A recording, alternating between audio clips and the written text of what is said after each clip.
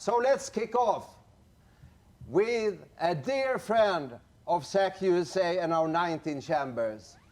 It's my distinct pleasure to introduce our amazing ambassador, Karin Olofsdotter.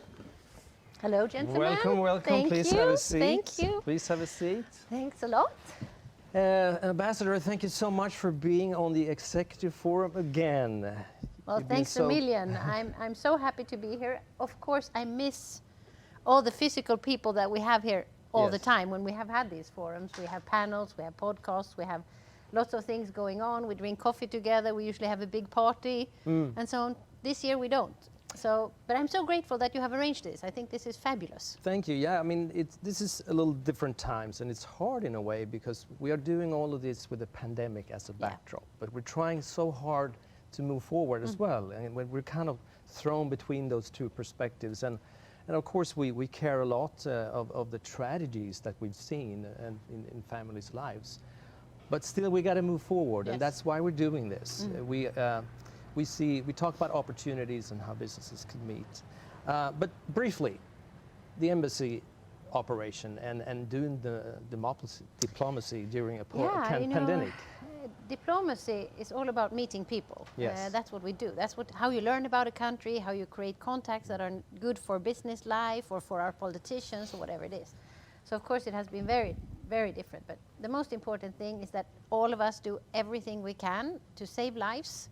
And so I guess we have to just find other ways of doing it.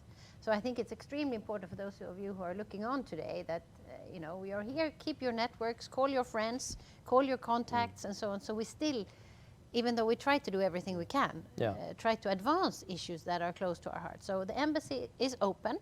We take turns coming in. Our consular affairs colleagues are of course here helping Swedes and so on. So I think we're doing fairly well. And of course we are in election time. So we are constantly writing home with our analysis on what's going on. Yes.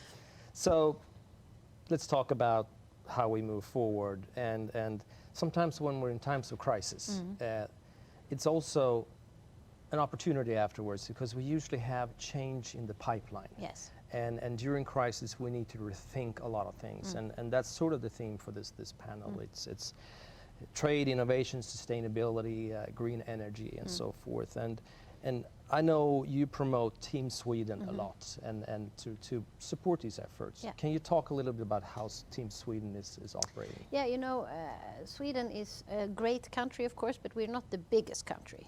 So we really have to do everything we can to pool our resources to make as big impact as we can, both for a business community, which of course in the end creates jobs back in Sweden and globally.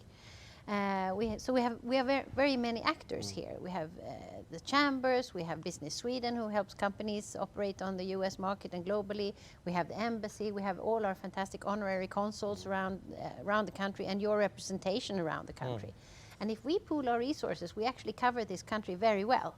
And the more information we exchange, you know, the stronger we get. So I think what we are doing here today is the perfect example of that. And I really, you know, hope that people out in the country continue to do this great collaboration, even if we are physically distanced from each other. I'm glad you clarified that. For many people, Team Sweden is a hockey team, the national hockey team. Yeah.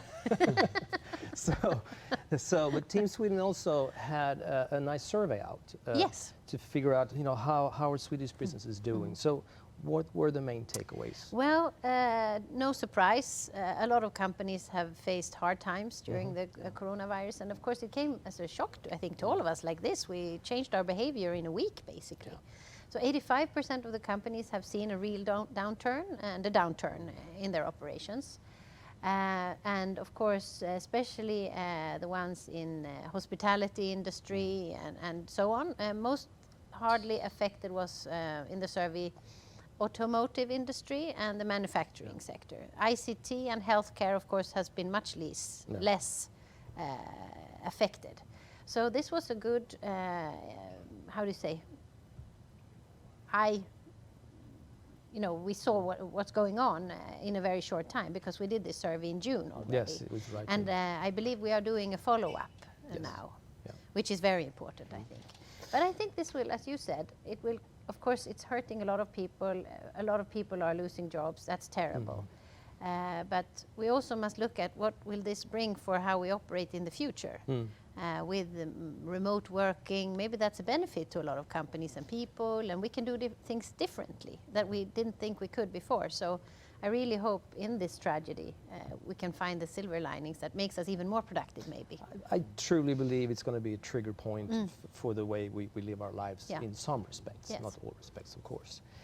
Okay, maybe we should touch briefly on, as a consumer information point, we do still have travel restrictions. Yes. And a lot of people have questions about that, and I also feel that there are some misunderstandings. So can you please clarify some of this?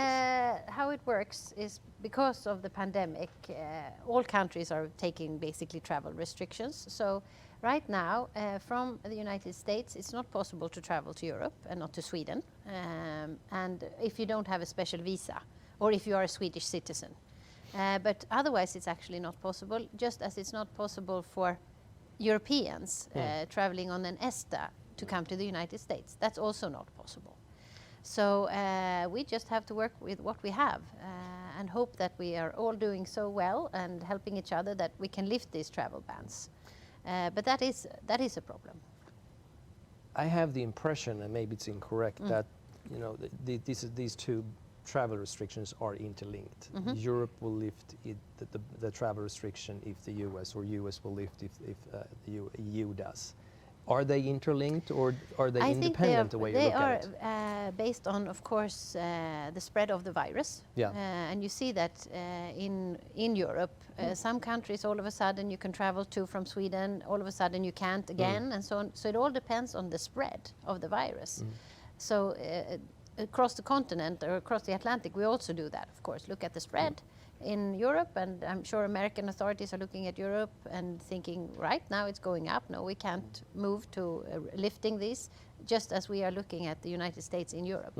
So it's definitely linked to the spread of the virus. So that's reassuring. I mean, it's based on facts and science, and it's not political. No, absolutely. And that's reassuring. I think everyone would love to lift this travel restriction as soon as it's possible, but we have to be safe and try to do everything we can. You mentioned the election briefly, and I'm sure you're very busy trying to figure out where this is going, and I'm just going to have one simple question. Will the outcome of the election and who wins, will that fundamentally change the relationship, the bilateral relationship with Sweden, and the way you look at it? No, I don't think so. First of all, we have a very long-standing relationship, and as you know, I mean, if we just talk about business life, we have, we are the 13th largest investor in the United States. We have a huge footprint here, and we've been at it for a very long time. The issues I find problematic, and they are actually coming from both the political camps, it is the rise of protectionism and the discussion about that in the United States. And for a country like Sweden, depending on international trade, I think 45% of our GDP actually comes from trade with others. And I think roughly 1.5 million Swedes go to work every day in a company that is connected to the rest of the world when it comes to parts, or they are selling abroad, or So we are very concerned about the messages we hear from both the Democrats and the Republicans on tightening up the trade to the United States. And we think this is actually detrimental for all of us. I mean, on the big picture, yes, our relationship is good. We cooperate very deeply on defense, trade, and all other matters. So I'm expecting that to go forward, no matter who wins. But the trade issue is worrying. And speaking of trade, you will be a special guest on the Trade Guys podcast today. That's going to be broadcasted live here at the House of Sweden. We're really looking forward to that. We have a trade segment in the program, so that will be fantastic. I'd like to thank you for the introductory conversation. It was great to have you on. But before we let you go, would you do me a favor and introduce your counterpart in Sweden? I will.